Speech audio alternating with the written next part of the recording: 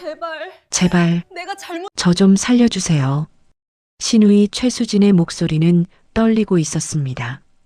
명품 핸드백으로 유명했던 그녀가 항상 고급 레스토랑에서만 식사를 한다던 그녀가 지금 바닥에 무릎을 꿇고 있었습니다. 눈물과 콧물이 범벅이 된 얼굴로 박지영의 손을 붙잡으며 애원하고 있었습니다. 어떻게 이런 일이. 박지영은 그저 조용히 내려다볼 뿐이었습니다. 감정의 동요 없이 마치 낯선 사람을 보듯. 불과 6개월 전만 해도 상상할 수 없었던 광경이었습니다. 그때 수지는 지영을 향해 이렇게 말했었습니다. 오빠가 왜 하필 당신 같은 거지를 데려왔는지 모르겠네요. 우리 집안 망신이에요. 하지만 지금 모든 것이 뒤바뀌어 있었습니다. 수진이 무릎 꿇게 된 그날의 이야기는 6개월 전 어느 추운 겨울날부터 시작되었습니다. 박지영은 평범한 회사원이었습니다. 중소기업 격리부에서 일하며 월급 250만 원을 받았고 원룸에서 혼자 살았습니다. 화려하지도 특별하지도 않은 삶이었습니다. 그녀가 최진우를 만난 것은 우연이었습니다. 회사 근처 카페에서 커피를 쏟은 그녀를 진우가 친절하게 도와준 것이 시작이었습니다. 두 사람은 사랑에 빠졌고 1년 만에 결혼을 결심했습니다. 진우는 중견 제약회사의 연구원이었고 성실하며 따뜻한 성격을 가진 남자였습니다. 하지만 문제는 그의 가족이었습니다. 특히 여동생 최수진이 가장 큰 문제였습니다. 수진은 대기업 임원과 결혼한 30대 중반의 여성이었습니다. 그녀의 남편 강민호는 연봉 2억을 받는 성공한 비즈니스맨이었고 수진은 전업주부로서 강남의 고급 아파트에서 살고 있었습니다. 그녀는 명품으로 치장했고 SNS에는 매일 호화로운 일상이 올라왔습니다. 첫 만남부터 분위기는 차갑했습니다. 진우의 부모님은 지영을 따뜻하게 맞아주었지만 수지는 달랐습니다. 그녀는 지영을 위아래로 훑어보며 입술을 삐죽였습니다. 백화점 할인 매장에서 산 지영의 옷과 가방이 그녀의 눈에는 초라하게 보였을 것입니다. 결혼식은 어디서 하세요? 호텔? 아니면 예식장? 수진의 질문에는 비아냥이 섞여 있었습니다. 지영이 작은 예식장을 예약했다고 말하자 수진은 코웃음을 쳤습니다. 그리고 시어머니에게 작은 목소리로 속삭였지만 지영의 귀에도 들릴 만큼 크게 말했습니다. 엄마, 우리 집안 체면이 있는데 이러면 안 되잖아요. 결혼식 날도 마찬가지였습니다. 수지는 화려한 드레스를 입고 나타나 신부인 지영보다 더 돋보였습니다. 그녀는 일부러 그랬습니다. 지영의 가족들과 친구들을 보며 수지는 실망스럽다는 표정을 감추지 않았습니다. 지영의 하객들 대부분은 평범한 직장인들이었고 수진의 눈에는 모두 초라해 보였습니다. 결혼 후 지영의 고통은 시작되었습니다. 매주 일요일마다 있는 시댁 방문이 가장 힘들었습니다. 시어머니와 시아버지는 친절했지만 수지는 달랐습니다. 그녀는 기회가 있을 때마다 지영을 무시했습니다. 아, 언니는 그런 것도 몰라요? 이건 상식인데. 언니, 그 가방 작년 모델이죠? 아, 저는 이번 시즌 신상이에요. 언니네는 아직도 전세 살아요? 우리는 30평 아파트를 현금으로 샀는데. 지영은 참았습니다. 남편 진우를 사랑했고 시부모님도 좋은 분들이었기 때문입니다. 하지만 수진의 무시는 점점 도를 넘어섰습니다. 특히 지영이 임신을 했을 때 수진의 태도는 더욱 악화되었습니다. 애 낳으면 돈 얼마나 드는지 알아요? 언니네 형편에 애 키울 수 있겠어요? 수진은 자신은 아이가 없었습니다. 결혼한 지 5년이 넘었지만 임신이 되지 않았습니다. 병원에서는 남편 쪽에 문제가 있다고 했지만 수지는 그 사실을 숨기고 있었습니다. 그래서 지영의 임신 소식이 더욱 견딜 수 없었던 것입니다. 어느 날 시댁에서 가족 모임이 있었습니다. 지영은 임신 7개월의 몸으로 힘들게 음식을 준비했습니다. 시어머니가 쉬라고 했지만 지영은 며느리의 도리를 다하고 싶었습니다. 하지만 수지는 소파에 앉아 스마트폰만 만지작거리며 아무것도 돕지 않았습니다. 식사 중에 수지는 갑자기 말했습니다. 엄마, 저희가 집을 하나 더 살 거예요. 투자용으로요. 민호 오빠 회사에서 스톡 옵션 받았거든요. 모두가 축하한다고 말했지만 수진의 눈은 지영을 향하고 있었습니다. 과시하는 눈빛이었습니다. 지영은 아무 말도 하지 않았고 조용히 밥을 먹었습니다. 그날 밤 집으로 돌아온 지영은 남편에게 말했습니다. 더 이상 시댁에 가기 싫다고, 수진의 무시가 너무 힘들다고. 진우는 미안하다며 지영을 안아주었지만 여동생에게 직접적으로 말하지는 못했습니다. 그는 착한 사람이었지만 동시에 가족 간의 갈등을 피하고 싶어하는 소심한 사람이기도 했습니다. 상황은 더 악화되었습니다. 지영이 출산 휴가를 떠나자 수지는 더욱 노골적으로 무시했습니다. 명절 때 지영이 만든 음식을 보며 수지는 이렇게 말했습니다. 이게 뭐예요? 차라리 제가 유명 레스토랑에서 케이터링 시킬 걸 그랬네요. 시어머니가 맛있다고 칭찬했지만 수진의 말에 분위기는 싸늘해졌습니다. 지영의 눈에서 눈물이 맺혔지만 그녀는 억지로 웃으며 참았습니다. 하지만 지영에게는 아무도 모르는 비밀이 있었습니다. 그녀는 단순히 중소기업 경리부 직원이 아니었습니다. 10년 전 지영은 대기업 재무팀에서 일했습니다. 그리고 그곳에서 회계 부정을 발견했습니다. 거액의 횡령 사건이었고 지영은 내부 고발을 했습니다. 그 결과는 참혹했습니다. 횡령범은 처벌받았지만 지영은 업계에서 블랙리스트에 올랐습니다. 내부 고발자라는 낙인이 찍혔고 어느 대기업도 그녀를 고용하지 않았습니다. 그래서 그녀는 중소기업으로 갈 수밖에 없었습니다. 하지만 지영에게는 또 다른 면이 있었습니다. 그녀는 투자에 천재적인 재능이 있었습니다. 대학 시절부터 주식과 부동산을 공부했고 작은 돈으로 시작해 조금씩 자산을 불려왔습니다. 월급의 대부분을 저축하고 투자했으며 10년 동안 단 한 번도 사치를 부리지 않았습니다.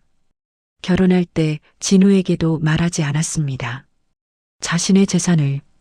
그녀는 사랑받고 싶었지 돈 때문에 선택받고 싶지 않았기 때문입니다.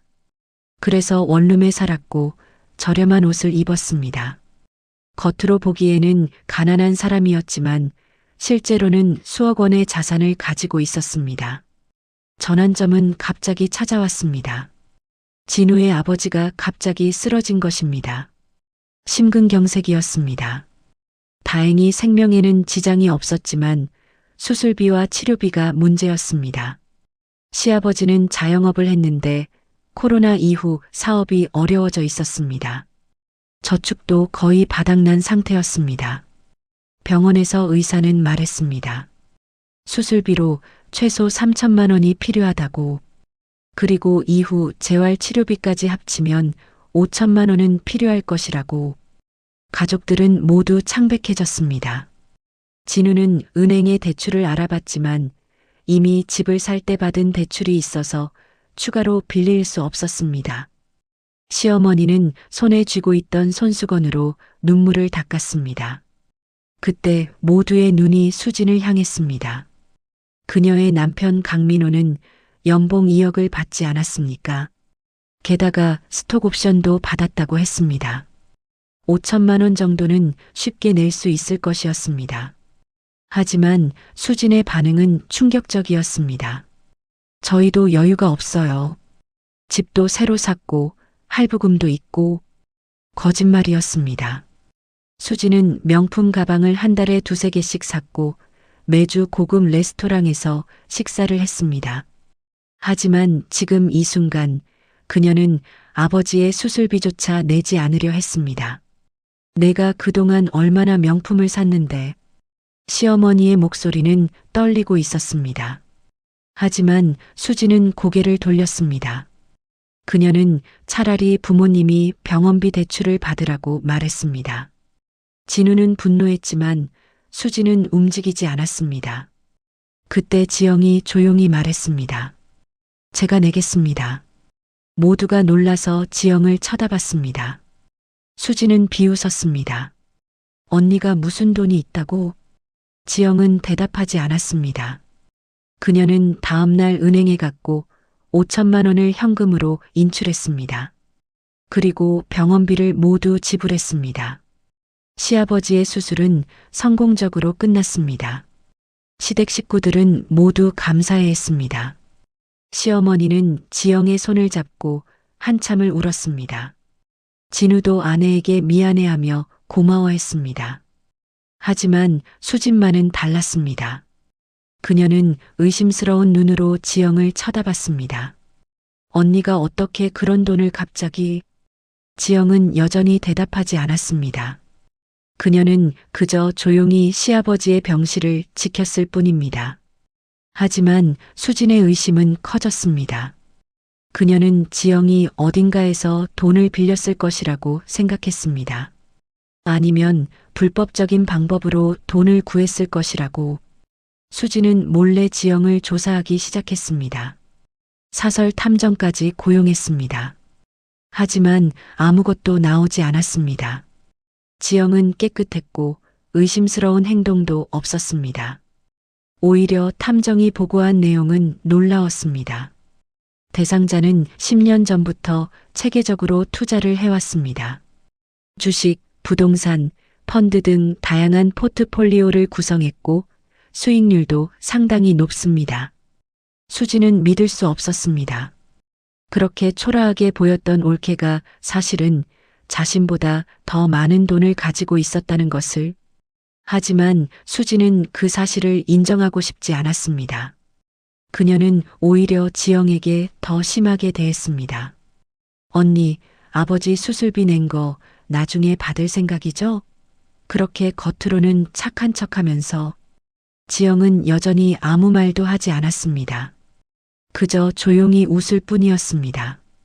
그 침묵이 수진을 더욱 화나게 만들었습니다. 그런데 한 달 뒤 충격적인 소식이 들려왔습니다. 수진의 남편 강민호가 회사에서 횡령 혐의로 조사를 받고 있다는 것이었습니다.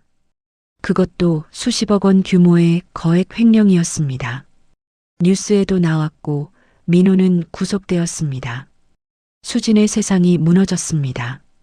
남편이 없는 사이 채권자들이 찾아왔습니다. 강남의 고급 아파트는 압류되었고 명품 가방들도 모두 경매로 넘어갔습니다.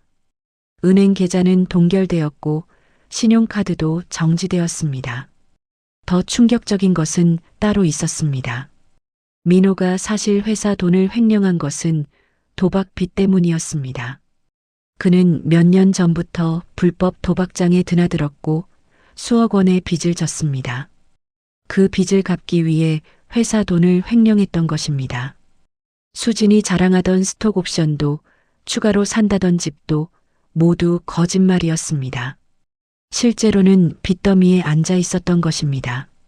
하지만 수진은 그 사실을 숨기고 SNS에는 계속 화려한 일상을 올렸습니다. 가짜 행복을 연출하며 살았던 것입니다. 수진은 하루아침에 모든 것을 잃었습니다. 집도 차도 명품도 모두 사라졌습니다. 그녀는 친정으로 돌아갔지만 부모님도 그녀를 도울 형편이 아니었습니다. 시아버지의 수술비조차 내지 않았던 그녀를 부모님도 실망스럽게 바라봤습니다. 더 큰 문제는 민호의 도박 빚이었습니다. 불법 사채업자들이 수진을 찾아왔습니다. 남편의 빚을 갚으라고 협박했습니다. 법적으로는 배우자에게 책임이 없지만 그들은 법을 따르는 사람들이 아니었습니다. 일주일 안에 3억을 갚지 않으면 당신도 남편처럼 될 거요. 사채업자의 위협에 수지는 공포에 떨었습니다. 그녀는 이리저리 도움을 요청했지만 아무도 그녀를 도와주지 않았습니다.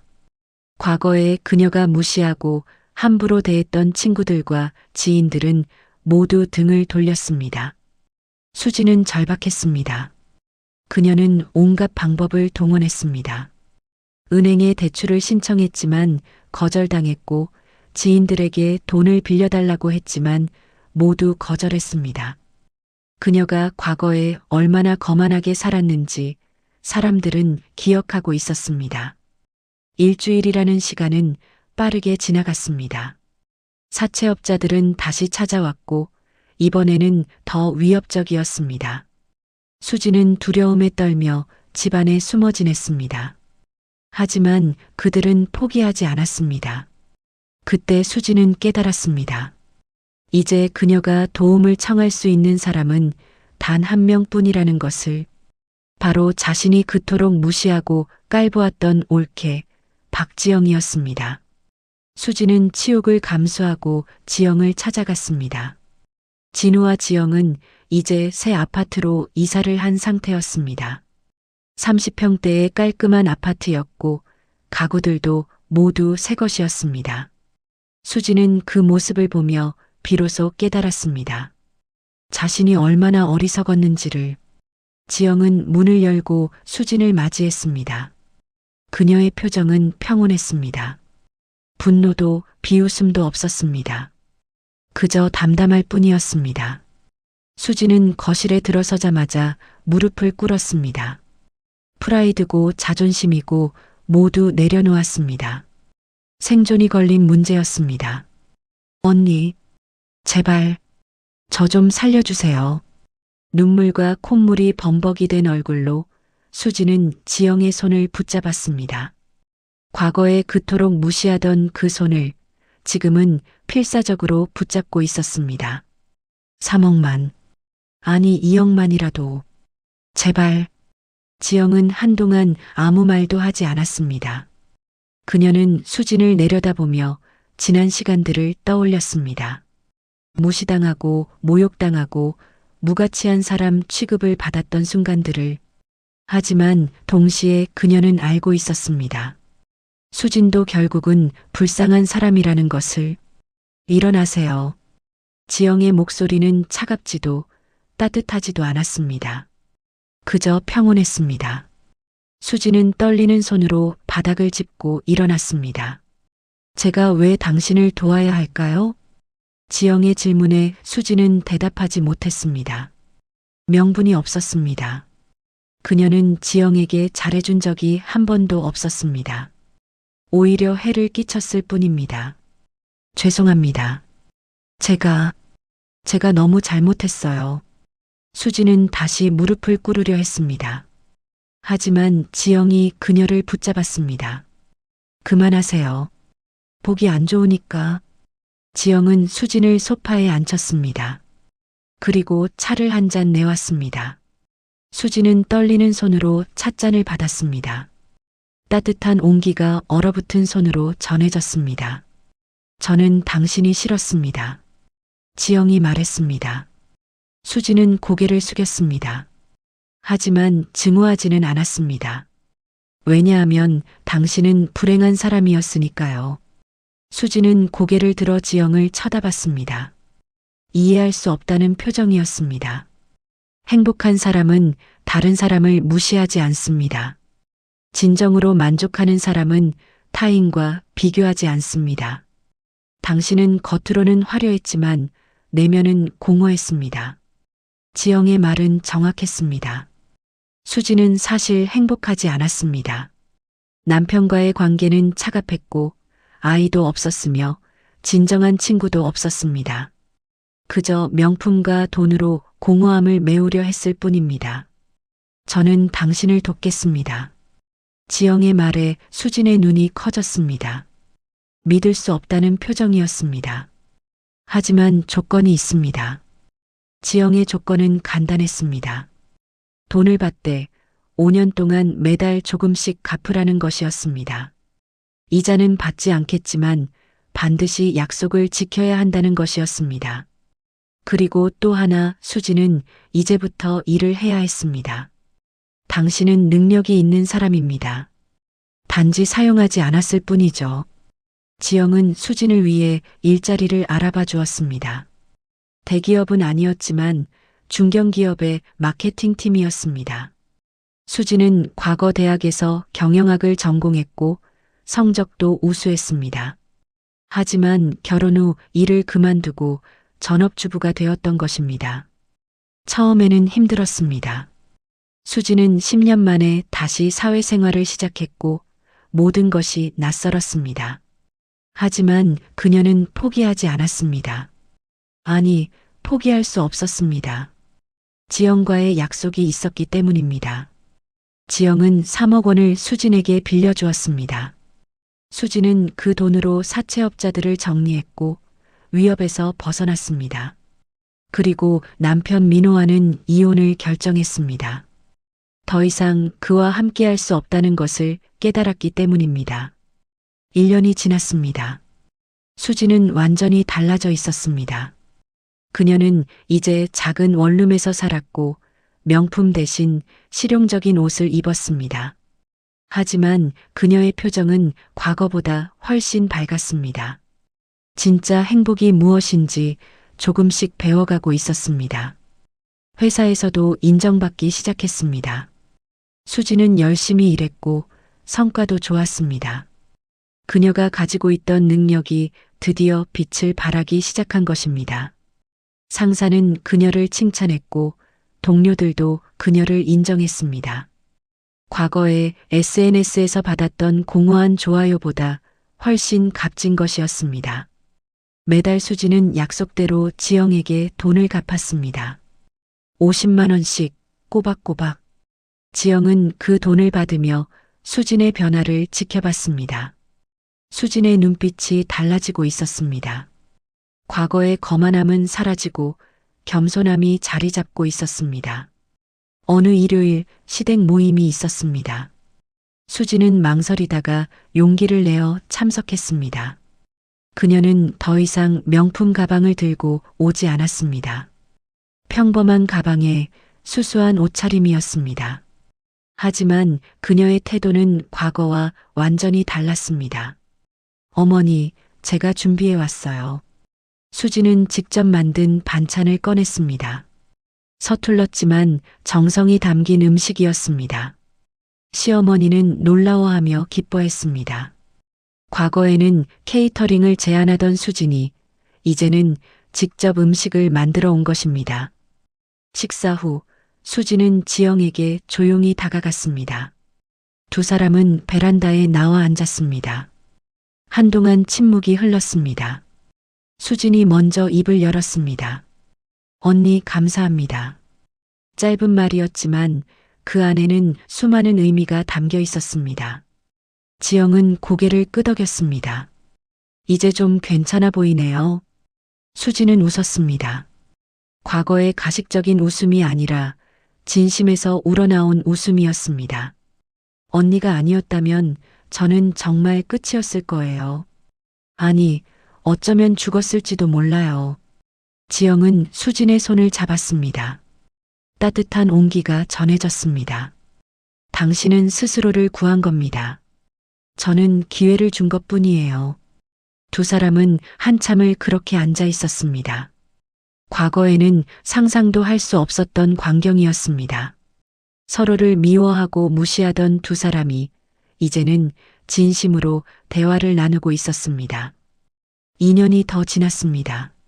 수지는 이제 팀장으로 승진했습니다. 그녀의 능력은 회사에서 인정받았고 연봉도 괜찮아졌습니다. 무엇보다 그녀는 이제 진정한 친구들을 사귀었습니다. 명품이나 돈으로 맺어진 관계가 아니라 진심으로 통하는 사람들이었습니다. 어느 날 수진에게 놀라운 소식이 들려왔습니다. 그녀에게 연락이 온 것은 다름 아닌 전 남편 민호였습니다. 그는 출소를 했고 수진을 만나고 싶다고 했습니다. 수진은 망설였지만 결국 만나기로 했습니다. 만남의 장소는 작은 카페였습니다. 민호는 많이 수척해져 있었습니다. 과거의 오만함은 완전히 사라지고 초라한 모습이었습니다. 그는 수진에게 사과했습니다. 자신의 잘못으로 모든 것을 망쳤다고, 미안하다고. 수진은 민호를 바라봤습니다. 과거에는 미워했을 것입니다. 분노했을 것입니다. 하지만 지금은 달랐습니다. 그녀는 이미 용서했습니다. 자기 자신을 용서했고 남편도 용서할 수 있었습니다. 잘 지내세요. 새로운 시작을 하세요. 수진의 말에 민호는 고개를 숙였습니다. 그는 눈물을 흘리며 고마워했습니다. 두 사람은 그렇게 헤어졌고 다시는 만나지 않았습니다. 각자의 인생을 살아가기 위해서였습니다. 그로부터 다시 1년이 흘렀습니다. 수진은 마침내 지영에게 빌린 돈을 모두 갚았습니다. 3년이라는 시간이 걸렸지만 약속을 지켰습니다. 마지막 돈을 건네는 날 수진은 지영에게 한 가지를 더 전했습니다. 봉투 안에는 돈과 함께 편지가 들어 있었습니다. 지영은 집에 돌아와 그 편지를 읽었습니다. 언니께 이 편지를 쓰면서 지난 3년을 돌아봅니다. 제가 얼마나 어리석고 오만했는지 이제야 깨닫습니다. 언니를 무시하고 깔봤던 제 자신이 부끄럽습니다. 하지만 언니는 저를 심판하지 않았습니다. 오히려 손을 내밀어 주셨습니다. 그 손이 없었다면 저는 지금 여기 없었을 것입니다. 언니는 제게 돈만 빌려준 것이 아닙니다. 새로운 삶을 살 수 있는 기회를 주셨습니다. 진정한 행복이 무엇인지 가르쳐 주셨습니다. 이제 저는 알았습니다. 행복은 명품 가방에 있는 것이 아니라 진심으로 나를 대해주는 사람들과 함께 있다는 것을, 가치는 겉모습이 아니라 내면에서 나온다는 것을. 언니 정말 감사합니다. 그리고 사랑합니다. 동생 수진 올림. 지영은 편지를 읽으며 미소 지었습니다. 눈가에 눈물이 맺혔지만 그것은 슬픔의 눈물이 아니었습니다. 기쁨의 눈물이었습니다. 한 사람이 변화했고 진정한 자신을 찾았다는 것이 그녀를 기쁘게 만들었습니다. 그날 밤 지영은 남편 진우에게 말했습니다. 당신 동생 정말 많이 변했어요. 진우는 고개를 끄덕이며 아내를 안아주었습니다. 당신 덕분이야. 당신이 아니었으면 수진이는. 진우는 말을 잇지 못했습니다. 그도 알고 있었습니다. 만약 지영이 수진을 도와주지 않았다면 어떤 일이 벌어졌을지. 지영은 단순히 돈을 빌려준 것이 아니었습니다. 한 사람의 인생을 구한 것이었습니다. 세월은 흘러 5년이 지났습니다. 수진은 이제 작은 회사를 창업했습니다. 마케팅 컨설팅 회사였고 직원도 몇 명 고용했습니다. 회사는 성공적으로 운영되고 있었고 수진은 이제 자신의 힘으로 살아가고 있었습니다. 그녀는 또한 자선 활동에도 참여하기 시작했습니다. 매달 수입의 일부를 어려운 사람들을 위해 기부했습니다. 과거에 자신이 도움을 받았던 것처럼 이제는 다른 사람을 돕고 싶었기 때문입니다. 어느 가을날 시댁에서 큰 가족 모임이 있었습니다. 시아버지의 70세 생신이었습니다. 온 가족이 모였고 화기애애한 분위기였습니다. 지영과 진우의 아이는 이제 5살이 되었고 귀엽게 뛰어다니고 있었습니다. 수지는 선물을 하나 준비했습니다. 큰 액자였는데 그 안에는 가족 사진이 담겨 있었습니다. 모두가 함께 웃고 있는 사진이었습니다. 시아버지는 그 선물을 받고 기뻐하셨습니다. 식사가 끝난 후 수지는 지영에게 조용히 다가갔습니다. 그리고 작은 상자를 건넸습니다. 언니, 이거. 상자 안에는 목걸이가 들어 있었습니다.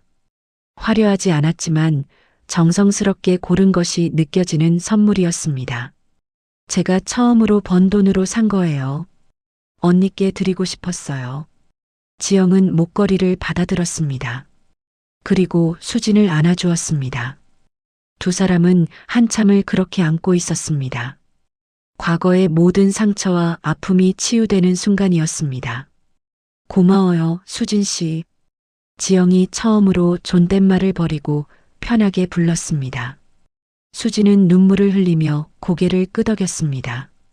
이제 두 사람은 진정한 자매가 된 것입니다.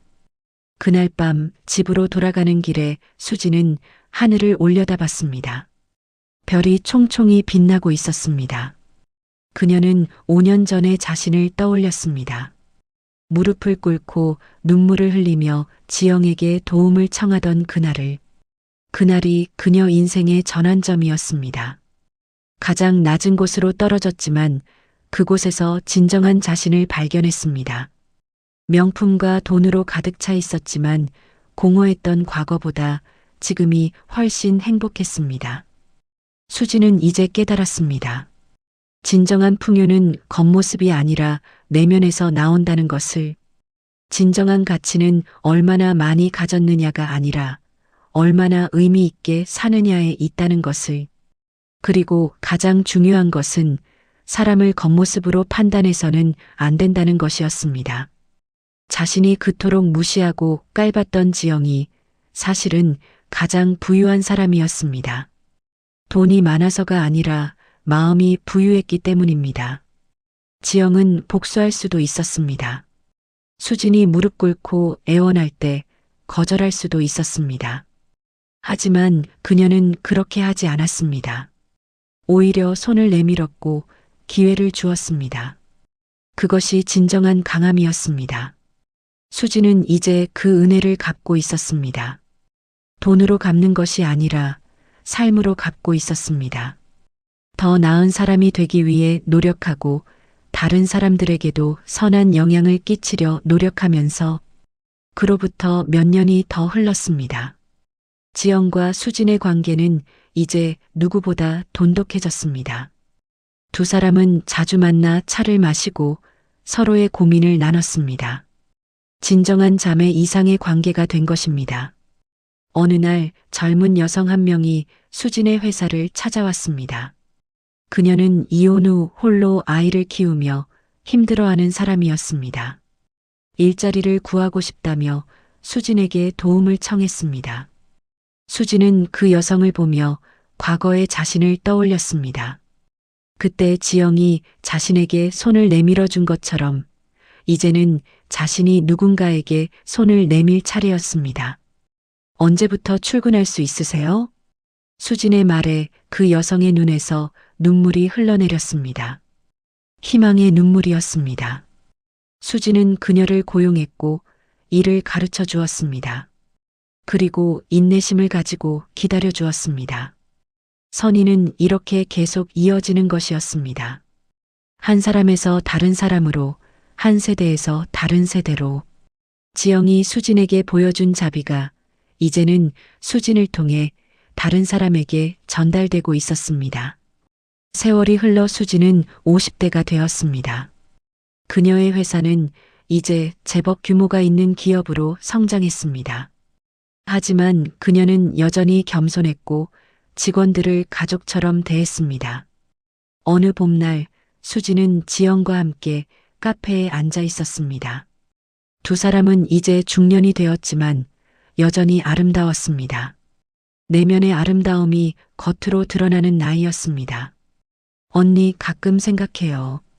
만약 그날 언니가 저를 도와주지 않았다면 어땠을까 하고. 지영은 미소 지으며 대답했습니다. 그래도 당신은 살아남았을 거예요. 당신은 강한 사람이니까. 수지는 고개를 저었습니다. 아니에요. 저는 약했어요. 언니가 없었다면 정말 끝이었을 거예요. 지영은 수진의 손을 잡았습니다. 중요한 건 당신이 기회를 잡았다는 거예요.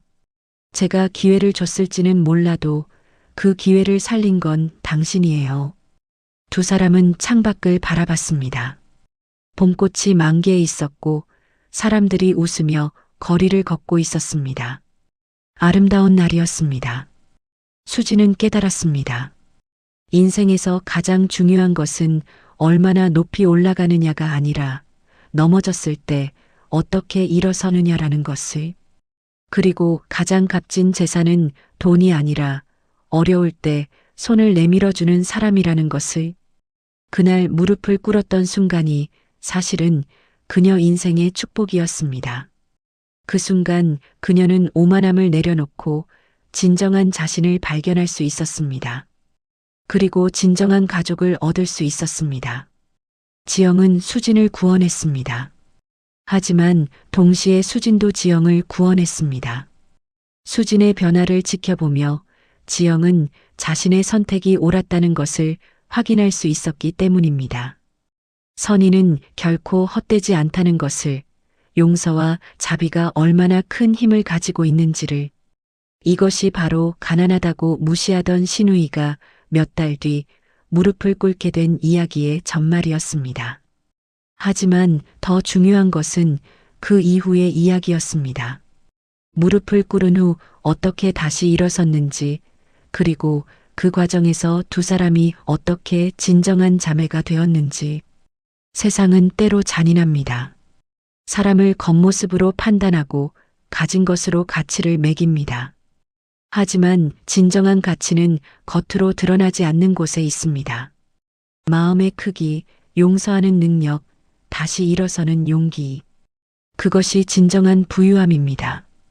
지영과 수진의 이야기는 우리에게 말해줍니다. 아무리 높은 곳에 있어도 교만하지 말라고. 아무리 낮은 곳에 있어도 희망을 잃지 말라고. 그리고 무엇보다 사람을 겉모습으로 판단하지 말라고.